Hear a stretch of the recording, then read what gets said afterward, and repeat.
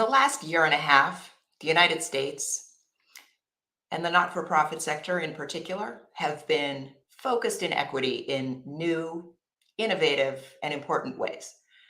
But sometimes I think we're still not completely sure what it means or what it looks like when we're doing it. So today we are going to kick off a multi-week series on equity. What does it look like and how do we implement it? Hello, everybody, and welcome back to Coffee Time with Masterminds. My name is Peta Blakely, and I'm the founder and principal of Blakely Consulting. Welcome to Coffee Time with Masterminds. I am Cynthia Rojas, founder and principal of To Your Growth. Welcome to Coffee Time with Masterminds. I'm Rebecca Tuttle, founder and principal of Grant Right Now and Grant Writing for Good. Good morning. Welcome to Coffee Time with Masterminds. I'm Peta Blakely. I am joined today by my colleague, Cynthia Rojas. Good morning. Hi, how are you? Good. Today, we are talking about equity. What is it?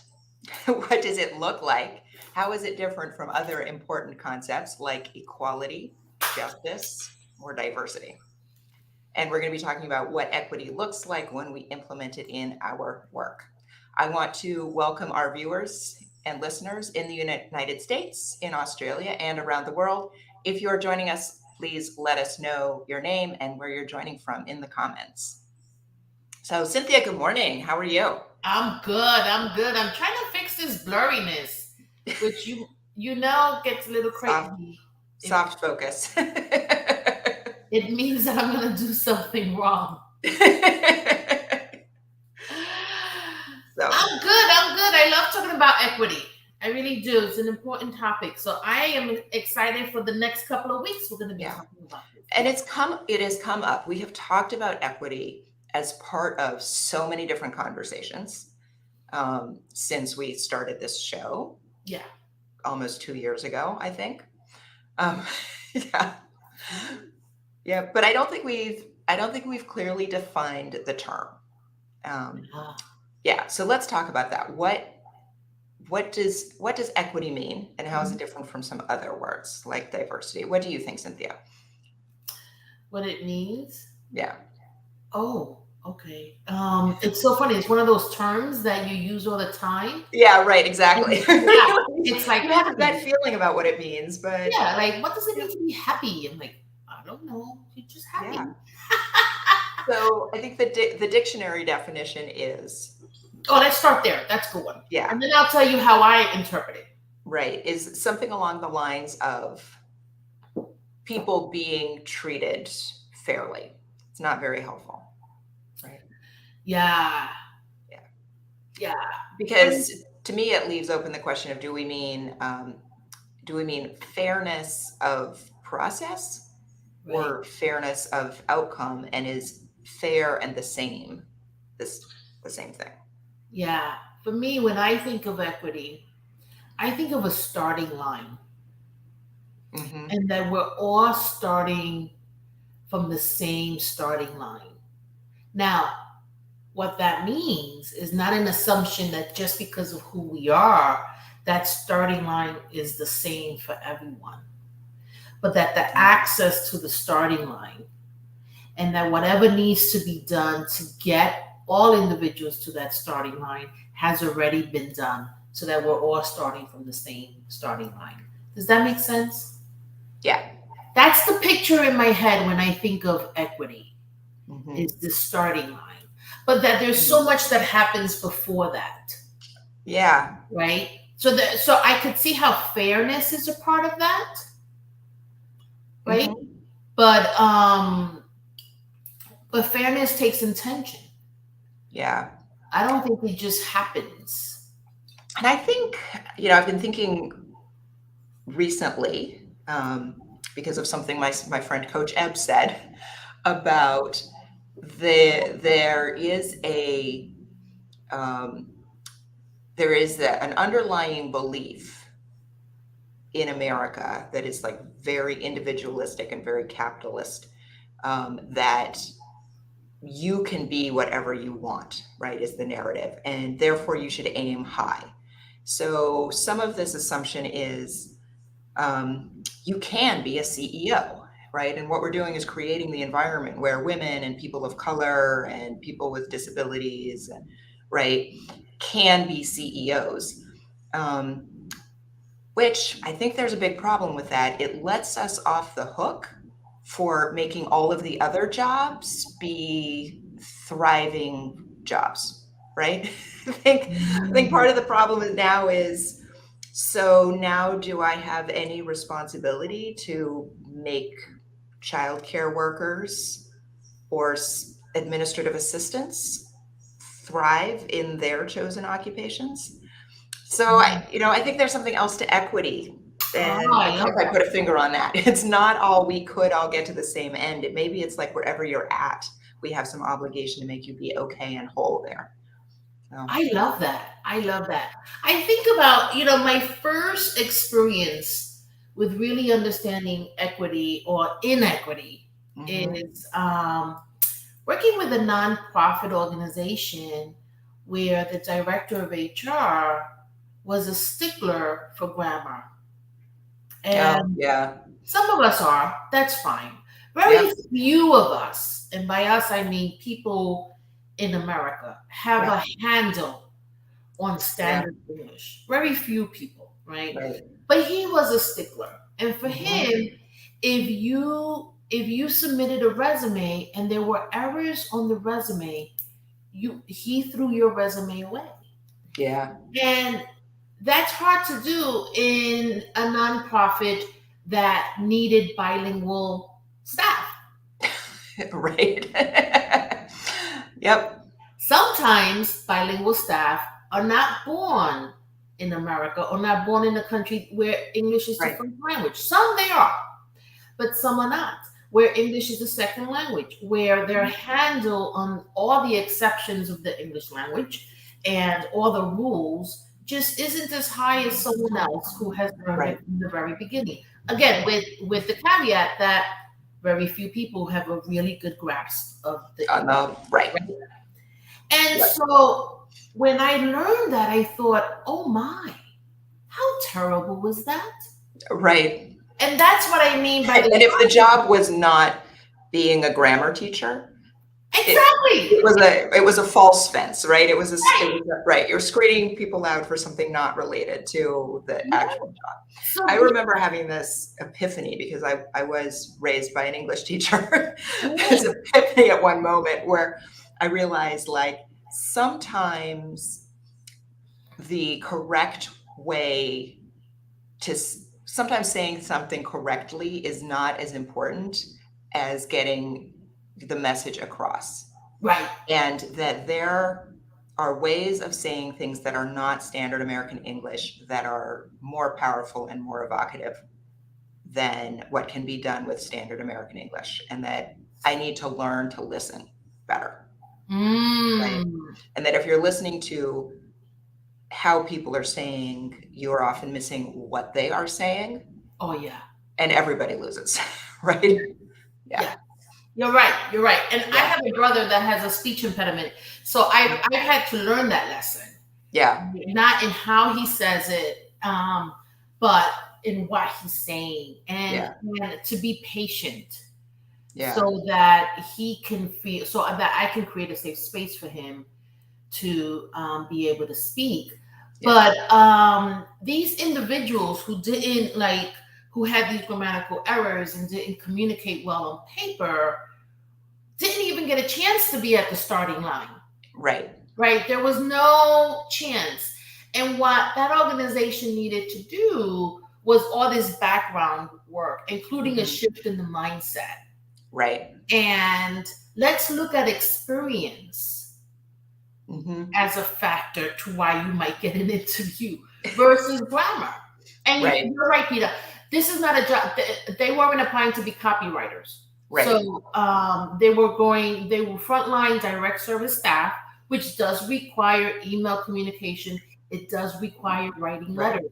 However, It might also require talking like the people that you serve. Exactly. Yeah, that might be more important. Yeah.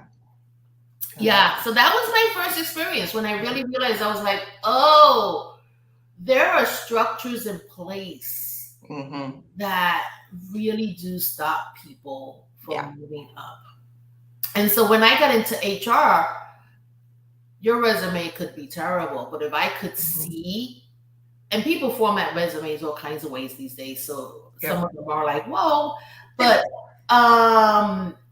if I could see the experience through what you were saying, through your pink resume with all the flowers on it, and sometimes people put their pictures, I told you, because it was the experience that was important, or the skills that you brought, right? Sometimes you have the skills, you don't have. Sometimes you have to read between the lines.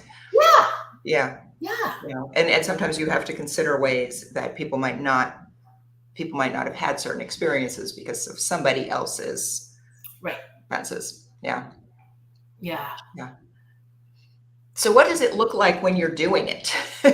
What does it mean for an organization to focus on equity? Yeah, that's a good question. Well, I'll tell you,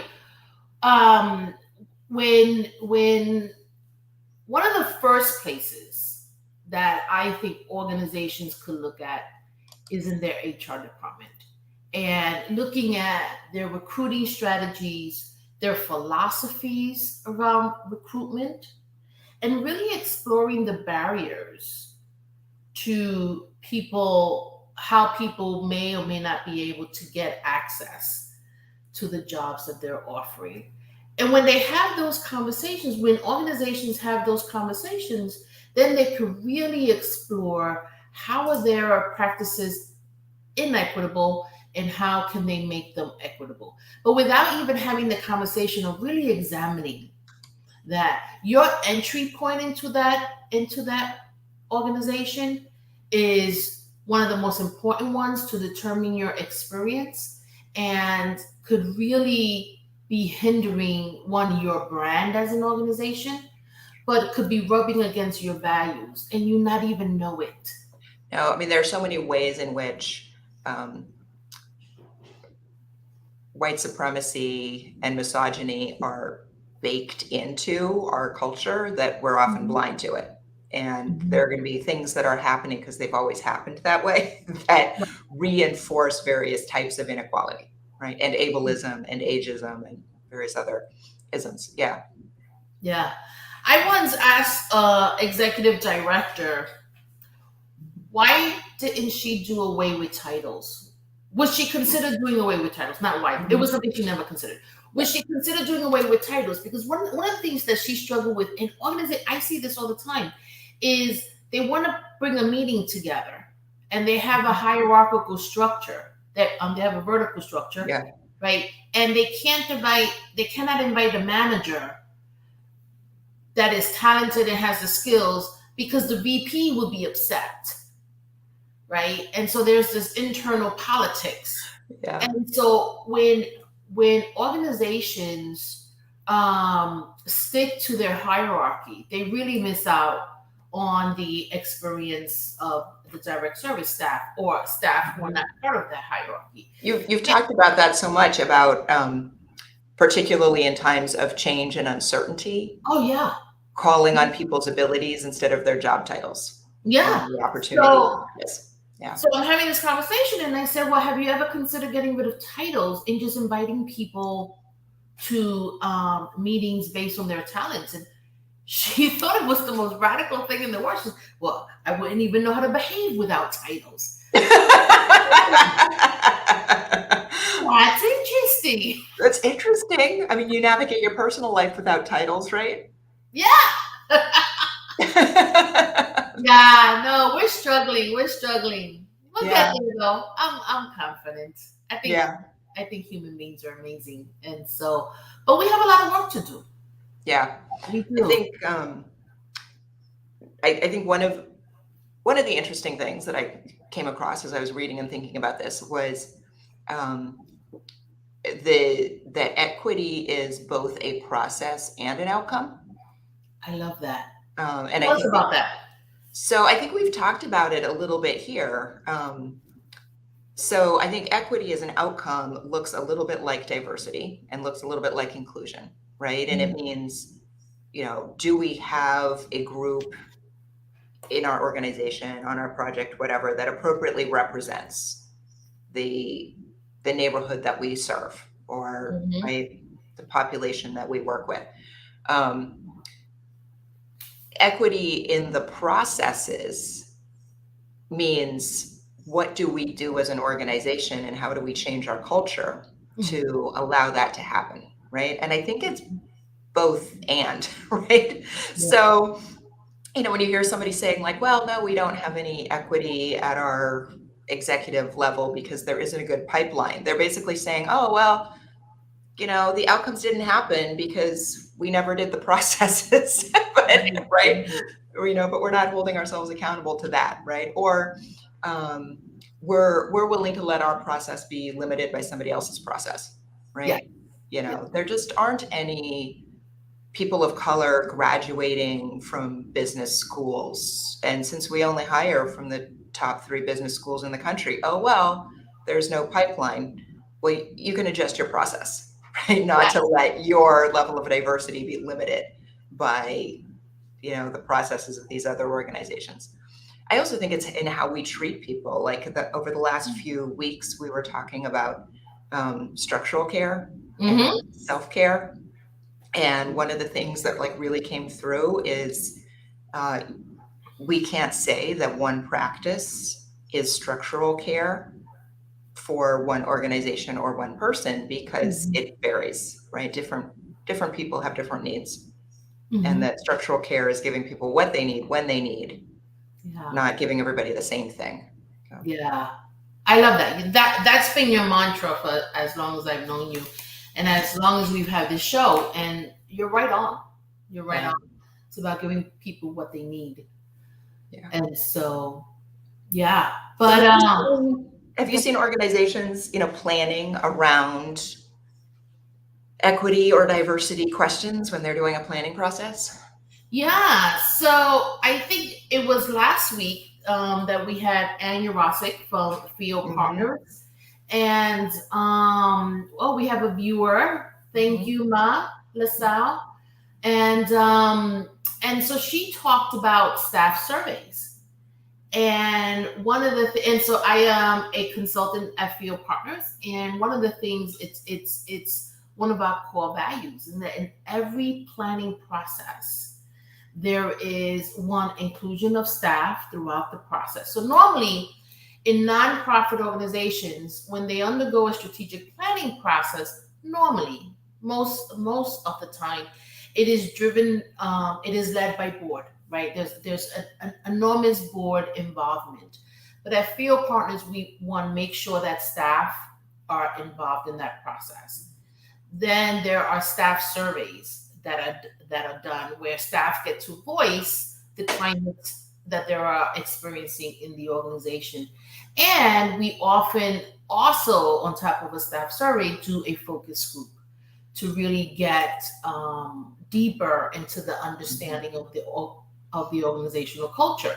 And the driving philosophy after that, under that, is really about, you could do all the planning you want, but if you don't have the right organizational culture, you're not going to be very successful.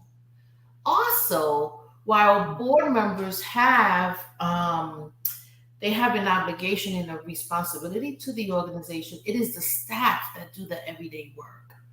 And so hearing the staff becomes a critical component of any strategic planning. So in that sense, there is great staff involvement. Also, at the final end, when we're starting to develop the goals and the tactics, that's where we bring in more staff engagement. So the board gives us the direction, but the task and the more down to that detailed work gets done with staff. It needs to be implemented with the staff. Yes. Yeah. I think that's where that's where there's a lot of confusion, is the difference between the strategic and the tactical. Yes. And whose responsibility is whose. Yeah. Yes. You don't want your board members doing the tactical stuff.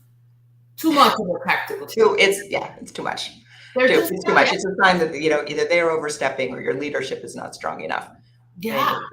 Yeah. So let's see. Ma LaSalle had a comment. Yep. Good morning, Ma. Good morning. We love to see you. I do believe titles gives an entitlement that can be done away with. However, as a leader myself, I've also earned the right to lead my constituents. Yeah. So I think what she's speaking about is also this idea that leadership does take skill, right? I mean, there are people that have to learn leadership. It is a behavior, and that there are some people who work toward that end, right? And so that is true, and I can totally understand the validity in the word when we're talking about equity, right? We want to ensure that these pipelines, which is what Peter was talking about, exist for everyone. So if you have an organization where growth is only available to those who have college degrees, and you employ people who have varying types of degrees or don't have degrees, then you're not really creating an equitable culture. So you want to pay attention to those things. You want to pay attention to those things. If you are in an organization where everybody has a degree, I don't know of one. I can't. Architects. Let's say you're in an architectural firm, and educational settings. Yeah. But in educational settings, you have people who have PhDs, masters, bachelors, associates, and some who don't have degrees because they're paraprofessionals. Right? And so you want to watch out for that. However, if the discipline requires a degree, like a teacher, that is understandable. But you can still create equity by creating the space for learning and really encouraging others to go on a pathway where they can get a degree and they can then, have access to these pipelines, which is what you were saying, right? Yeah. Within these positions. So yes. But also, I want to return us to the idea of but not focusing excessively on the career ladders, because career ladders are a myth, right? Laura, when Laura Peril joined our show, she really made this great point about that early childhood educators should also earn a living wage, and that there was no good reason why the people who teach 5-year-olds earn good salaries with great stability and benefits as public school teachers, and then the people who are teaching the 4-year-olds are working at minimum wage, right, under unlivable conditions, and are struggling to keep themselves housed. So I do think that there's another level to talk about how your organization or your state or your country or whatever entity is thinking about equity, which might mean things like there is a fixed ratio between the highest paid and the lowest paid person in your organization, right? There's some organizations where there's a rule of 3 or 4. The CEO cannot earn more than 3 times what the lowest paid person in the organization earns. And that, what does that mean for equality or equity that doesn't require people to advance, right? Yeah. Did we cover the difference between equality and equity? No, let's talk about that. Let's talk about equality and equity, and let's bring up your graphic, because I think my graphic. I love my graphic. We can't claim it. Add it to the conversation, and we will get to her comments in a minute. But I love this graphic. Go ahead, Peter. So here is one way of thinking about equality versus equity, where equality is everybody is getting the same thing. And then equity is everybody getting what they need. Yeah. Yeah. And I think equality is how we thought about these issues in the 80s and 90s, and that our thinking is somewhat advanced. There's another version of this graphic actually that goes a step further and just takes down the wall and says the problem with both of these understandings of equality or equity is that they're problematizing the people, when in fact the problem is the wall. I love that. I have not seen that one. Yeah. I love that. And just in case it's being missed because the first time I saw this, it took me a minute. The picture on the left has 3 boxes. They're all the same height, right? So there's this perception of a starting line that's equal. However, Right. when we talked about the background work, people are starting at different points of that starting line. And so Right. And for folks who might be listening and not watching, there are 3 people in the image. One is taller, one is shorter, and one is using a wheelchair. Yeah.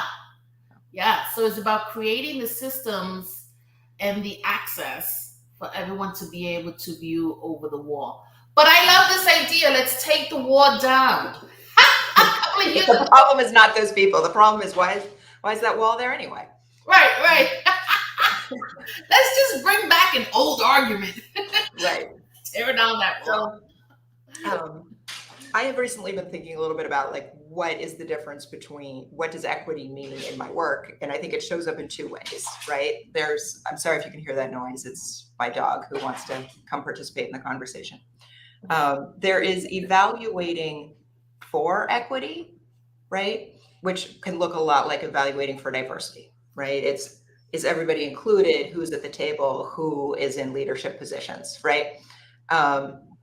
And then there's also evaluating with equity, which is a little more subtle, right? That is, how do we look at the process of the evaluation to avoid some of the ways in which evaluation itself is extractive, right? Evaluation, like everything else, was invented in the context of how things have always been done, right? And has racism, sexism, ageism, and ableism baked into it. And is this process where can be a process where highly educated people gather information from some other people, often people who are more vulnerable in some ways, and then we create reports that we talk about with other highly educated people, right? Or sell to other highly educated people for money, right? It's fundamentally very extractive. So the field has really been thinking lately about how can we avoid some of that, right? How can we create evaluation processes that include different voices in understanding what the important questions are, understanding how to collect the data, collecting the data, analyzing and understanding the data, right? Using people who are closer to the work to understand the meaning. Moving away from formal ways of presenting the data into ways that are more accessible, right? Like, why do we do PowerPoints and presentations? Why not billboards in public places? Why not putting it on bus shelters and sharing it publicly with everybody? So, those are some of the ways that jobs could be like fundamentally upended as we think about how to do things with equity. Yes. No, it has to be intentional. Yeah. Maya Nassau has another comment that I think is actually really important for leaders to be mindful of. She says, as leaders, we have to create a round table culture and not a head of the table culture. And that can be the beginning of equity in one's office. I always use a round table at work. You taught me that, Cynthia. So what? Oh yeah, that's So what Ma is talking more about science about tables. Yeah. Is that I always used to say, if I ever did a dissertation, it would be on where people sit at a table. Because you are doing a dissertation, is that what it's I know, but it's not on where people sit at a table. But the next dissertation. I could. My next there will be no other, Peter. But because I think that's important. And the reason why it's even more important is because you usually sit before you begin an activity. So you've already set the tone. Yep. And I want leaders to be mindful of the fact that where they sit sends a more glaring message than anything else they're going to say after that. Yeah. And that talk about creating safe space, talk about psychological safety, talk about inclusivity, right? So if you're a head of the table kind of leader, think about the message that might send. And if you're not sure, ask your staff. Yeah. Ask your staff. Yeah. but where you sit at a table. And I also explore this in families because I think family dynamics are really interesting also. And that's where we learn our leadership skills. Yeah. In our families, right? So you have to explore that. And I remember reading an interesting paper when I was an undergraduate anthropology concentrator about pizza boxes and which direction the pizza box gets opened and who sits closest to the open lid and therefore further from the pie. There is a hierarchy to pizza boxes. Yes, So, yes. yeah. Yes. Yep. And so I know we're at the 30-minute mark, but I have to say this because I used to love doing this. I haven't been to the movies in 2 years. Mhm. In 2.5 years. But I used to love sitting in the movie theater, getting there early, and Yeah. watching couples negotiate where to sit. Yeah. Those were fun times for me. I love to Yeah. really observe behavior around sitting because I think Yeah. that sets the tone for everything thereafter. We are at Absolutely. 30 minutes. We can honestly talk about this all day. And we are going to talk about this over the next few weeks. Yay! Yeah, we're going to be talking about creating jobs, integrating new systems over the next few weeks. So join us and have a great weekend, everybody. Great. Thank you. Bye.